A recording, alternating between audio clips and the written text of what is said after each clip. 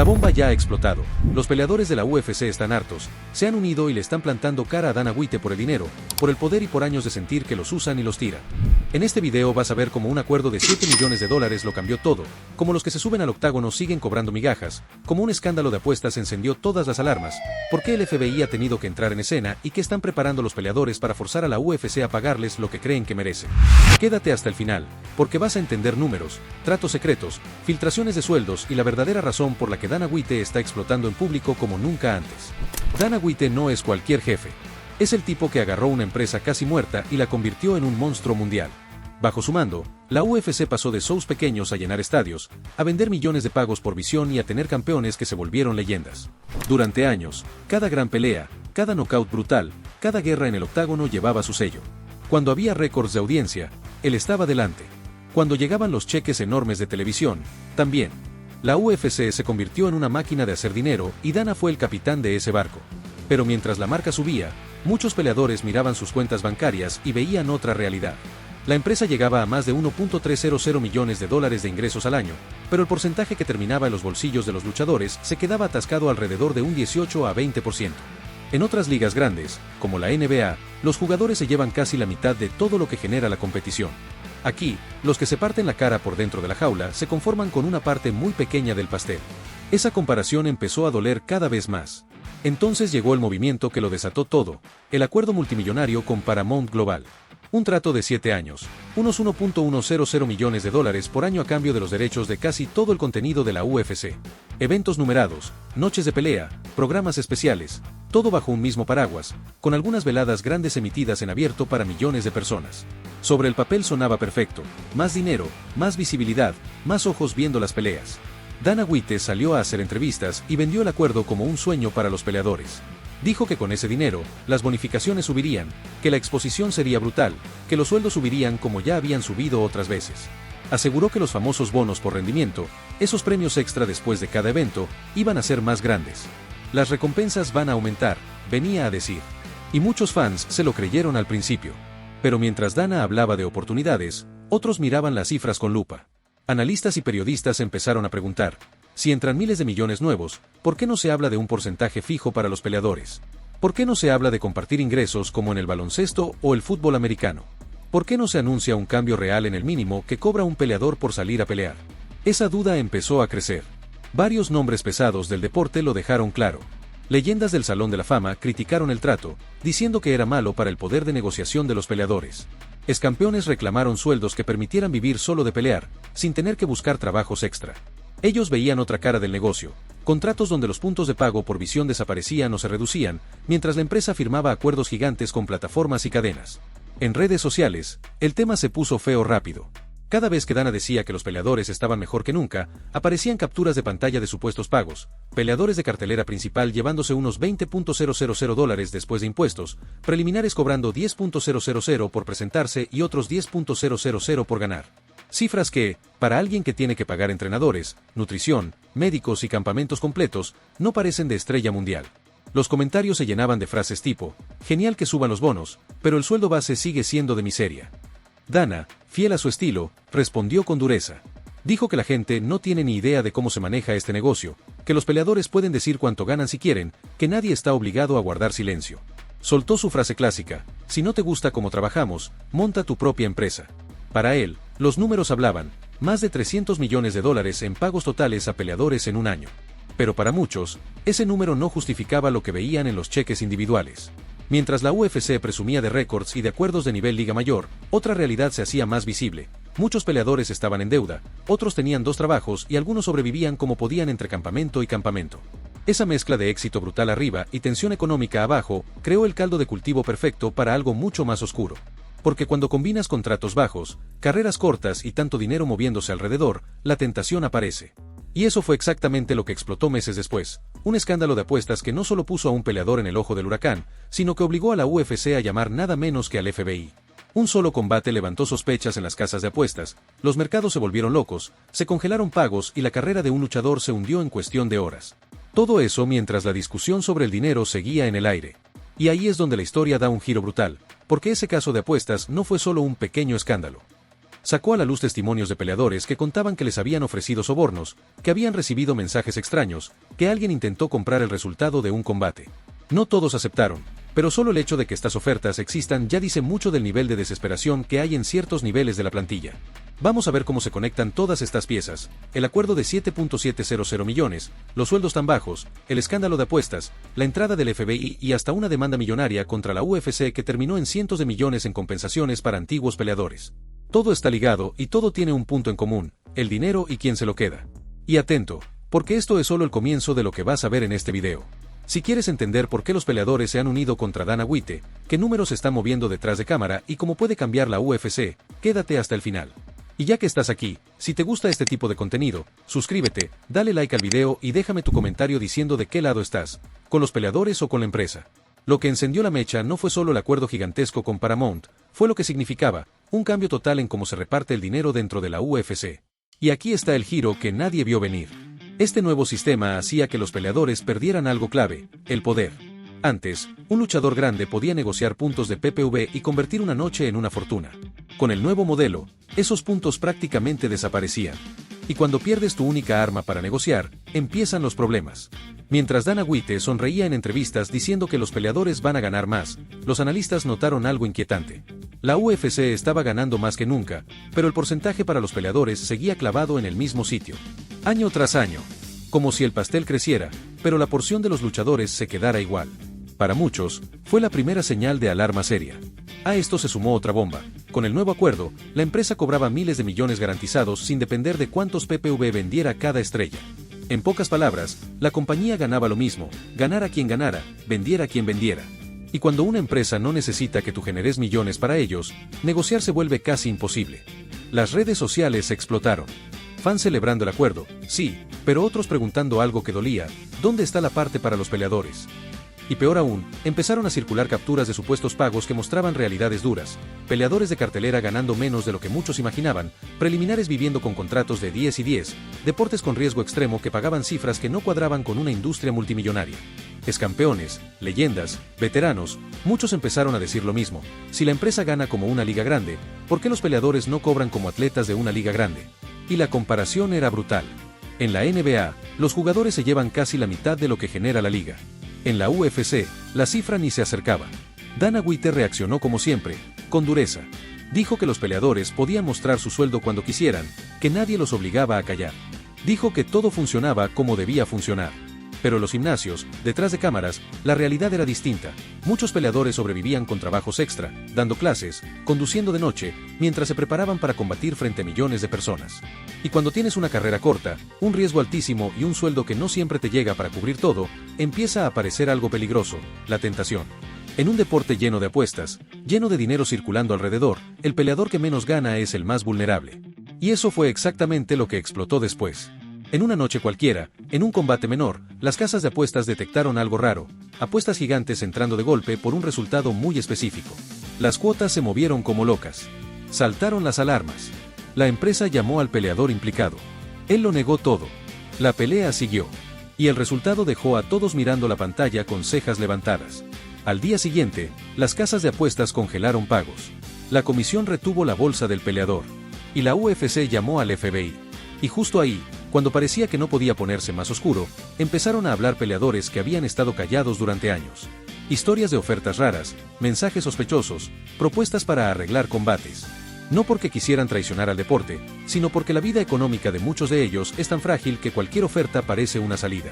Lo que viene ahora es la parte donde todo se junta: el acuerdo multimillonario, los sueldos bajos, el escándalo de apuestas, la entrada del FBI y los peleadores empezando a decir basta.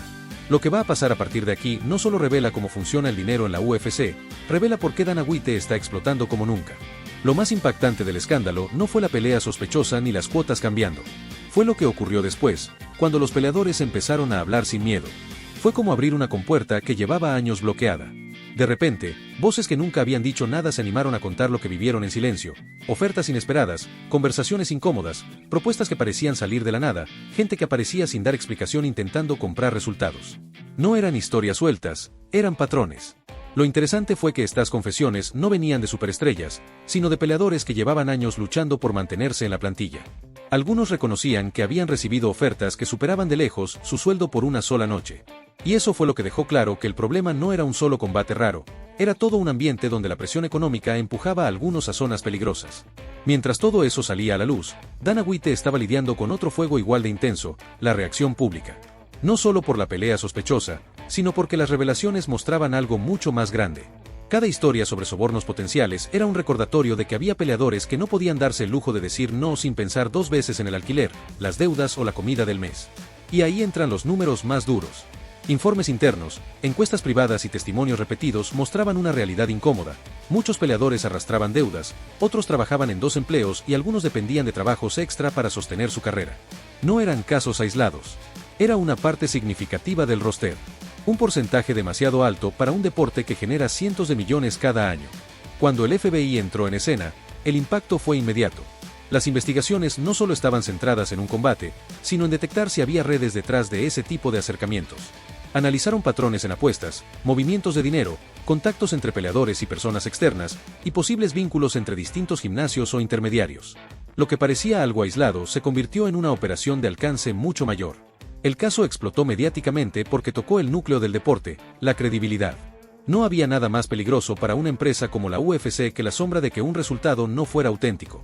No solo daña al peleador implicado, daña a la marca, al negocio de apuestas, a los patrocinadores, a la confianza del espectador y al valor de cada combate.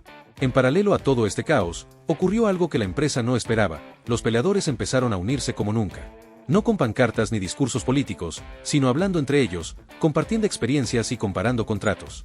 Por primera vez, muchos se dieron cuenta de que estaban viviendo situaciones parecidas: sueldos bajos, riesgos altos y una empresa que, aunque ganaba cifras enormes, no se movía en proporción a lo que ellos generaban.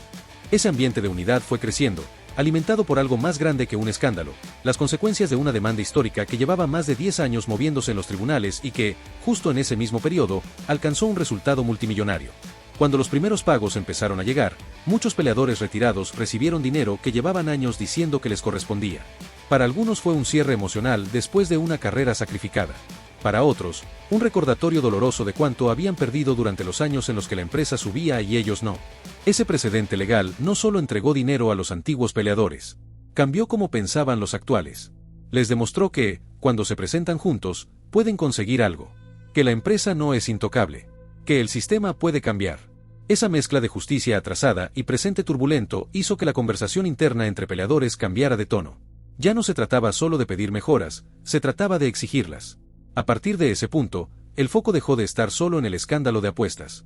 Empezaron a aparecer preguntas que iban más allá: ¿cómo se distribuye el dinero real dentro de la UFC? ¿Quién se beneficia más del acuerdo con Paramount? ¿Cuánto del nuevo flujo de ingresos está destinado al desarrollo de los atletas? ¿Qué porcentaje se queda en la cúspide de la organización? Mientras tanto, figuras muy respetadas del mundo de los deportes de combate ofrecieron análisis que incomodaban. Comparaban lo que ganan las superestrellas del boxeo con lo que ganan los peleadores de la UFC y la diferencia era tan grande que no necesitaba explicación. Las cifras hablaban solas. Y aunque no se podía aplicar todo al mismo nivel, esa comparación alimentaba un sentimiento: si generamos millones, ¿por qué no vemos millones? En ese momento, la presión no venía solo de los peleadores o los fans. Venía también de periodistas especializados, de analistas financieros y de expertos en derechos deportivos. Todos estaban mirando el mismo punto: la UFC ya era una marca global, ya jugaba en la misma liga que los deportes más grandes del mundo. El único grupo que no estaba viendo ese crecimiento reflejado eran los peleadores que se subían a la jaula. Y justo cuando la conversación estaba en uno de sus puntos más calientes, llegó un movimiento inesperado por parte de la empresa: se empezaron a renegociar contratos internos, especialmente los que dependían de puntos de PPV. Era evidente que el nuevo acuerdo con Paramount hacía que ese modelo quedara anticuado. Pero lo que nadie sabía era si estas renegociaciones iban a significar dinero extra real, o si solo serían ajustes para mantener el sistema funcionando con la misma lógica de siempre. La parte interesante es que, mientras todo esto ocurría, voluntariamente o no, los peleadores estaban reconstruyendo su posición. Cada escándalo, cada cifra filtrada, cada contrato discutido, cada testimonio público hacía que más atención recayera sobre ellos. Ya no eran individuos aislados. Era un grupo con una historia común que estaba empezando a cobrar fuerza justo en un momento donde la empresa no podía permitirse perder credibilidad. Y lo que viene después es donde la situación deja de ser una simple discusión de sueldos para convertirse en un conflicto más grande, un choque directo entre el crecimiento de la empresa, las exigencias de sus atletas y un mercado que ya no perdona la falta de transparencia. Ahí es donde esta historia cambia definitivamente de nivel. Mientras el escándalo seguía ardiendo, Dentro de la UFC se movían piezas que nadie había visto antes. Contratos revisados en silencio, cláusulas nuevas, llamadas que cambiaban condiciones sin previo aviso. Parecía que la empresa quería ajustar todo antes de que los peleadores empezaran a exigirlo públicamente. Pero esos cambios no calmaban a nadie, al contrario, levantaban más preguntas. Los analistas financieros comenzaron a estudiar a fondo los ingresos reales de la compañía. Y lo que encontraron encendió otra discusión. El dinero seguía entrando como nunca, pero la parte destinada a los peleadores no reflejaba ese crecimiento. No eran rumores, eran cifras oficiales, y eso hizo que la presión subiera todavía más. En paralelo, la demanda antimonopolio que llevaba años dando vueltas reveló algo clave. Durante mucho tiempo, los peleadores habían tenido un margen mínimo para negociar. Cuando empezaron a recibir compensaciones legales, muchos se dieron cuenta de que durante años habían perdido millones sin saberlo. Ese precedente cambió por completo la mentalidad del roster actual. Y mientras las tensiones crecían, el papel de las apuestas golpeó de lleno al deporte. El impacto no se limitaba a un combate sospechoso, la relación entre la UFC y las casas de apuestas ya era demasiado grande para ignorarla. Patrocinios, acuerdos, promociones, y un sistema donde cualquier movimiento raro podía costar millones. Por eso la empresa endureció sus políticas como nunca antes, cancelaciones en el mismo día, revisión de lesiones, monitoreo constante. Un solo error podía romper el negocio. Pero lo más fuerte fue cuando los peleadores empezaron a demostrar al público cuánto cuesta realmente prepararse. Videos enseñando facturas, precios de campamentos, pagos a entrenadores, equipos, nutrición, medicina. La audiencia quedó impactada al ver la diferencia entre lo que cuesta competir y lo que algunos cobraban por hacerlo. Ese contraste alimentó una ola de indignación que ya no venía solo de los peleadores, sino también de los fans. Y, por primera vez en mucho tiempo, los peleadores se organizaron entre ellos. No era un sindicato ni una protesta. Eran conversaciones estratégicas, comparaciones de contratos, consultas legales y un objetivo común: tener más poder del que habían tenido en toda la historia del deporte. La energía en los vestuarios, en los gimnasios y hasta en las conferencias era distinta. Se notaba que algo grande se estaba preparando. Lo que viene ahora no es una simple discusión. Es el choque directo entre el negocio, los números y un grupo de peleadores que ya no está dispuesto a quedarse callado. Lo que empezó como un murmullo entre peleadores terminó convirtiéndose en algo imposible de ignorar. Las reuniones privadas se hicieron más frecuentes. Los nombres grandes comenzaron a hablar con los nuevos. Los veteranos explicaban lo que habían vivido durante años. Y los debutantes escuchaban, entendiendo que, si no hacían algo ahora, su futuro sería exactamente igual que el pasado de tantos otros. Por primera vez, todos estaban mirando hacia la misma dirección. Mientras esto ocurría, la UFC analizaba cada movimiento con precisión quirúrgica. No era miedo, era cálculo. Sabían que si una sola pieza se movía mal, podían perder control en el momento más delicado. El acuerdo con Paramount había elevado el valor de la empresa a niveles históricos, pero también había puesto un reflector gigantesco sobre algo que nunca había sido cuestionado con tanta fuerza: la distribución real del dinero. Y cuando ese foco apunta al corazón del negocio, no basta con prometer, hay que reaccionar. La empresa comenzó a discutir internamente cambios en la estructura de pagos, incentivos, revisiones de contratos y nuevas políticas para proteger tanto la integridad del deporte como la estabilidad del roster. Pero al mismo tiempo, los peleadores querían algo más grande que un cambio temporal. Querían garantías. Querían un sistema claro. Querían que el crecimiento del deporte se viera reflejado en la vida de quienes ponen el cuerpo cada semana. En los gimnasios, se hablaba menos de rivalidades y más de estrategia fuera del octágono. Entrenadores que antes solo se enfocaban en preparar peleas ahora debatían sobre derechos, negociación y modelos que ya funcionan en otros deportes. El ambiente se volvió diferente, no era rebeldía, era conciencia. Los peleadores habían descubierto que la verdadera fuerza del deporte no está en una sola estrella, sino en todos ellos juntos. Y entonces surgió la pregunta inevitable: ¿qué pasará si este grupo, por primera vez, decide actuar como una sola unidad? Las redes explotaron con teorías, expertos analizaron posibles escenarios y los fans siguieron cada declaración con la misma emoción con la que siguen una pelea por el título. El deporte estaba entrando en una fase completamente nueva, una donde las decisiones fuera de la jaula podían cambiarlo todo para siempre. Lo más sorprendente es que, mientras todo esto ocurría, la UFC seguía creciendo. Más público, más acuerdos, más eventos, más ingresos. Y por eso mismo, la tensión aumentaba. Cuanto más grande era el negocio, más evidente se volvía la pregunta que todo el mundo se hacía en voz baja: ¿cuándo llegará el momento en el que los peleadores exijan un lugar en esa mesa donde se decide el futuro del deporte? Ese momento no ha llegado todavía, pero todos saben que está más cerca que nunca. Y cuando llegue, no será una simple discusión, será un punto de inflexión que definirá lo que la UFC será durante la próxima década. La empresa lo sabe. Los peleadores lo saben. El público también. Y lo único seguro es que nada volverá a ser como antes. Y bueno, si te ha gustado este video y quieres ver cómo evoluciona todo lo que está a punto de explotar en la UFC, suscríbete, deja tu like y comenta qué opinas de todo esto. Nos vemos en el próximo video.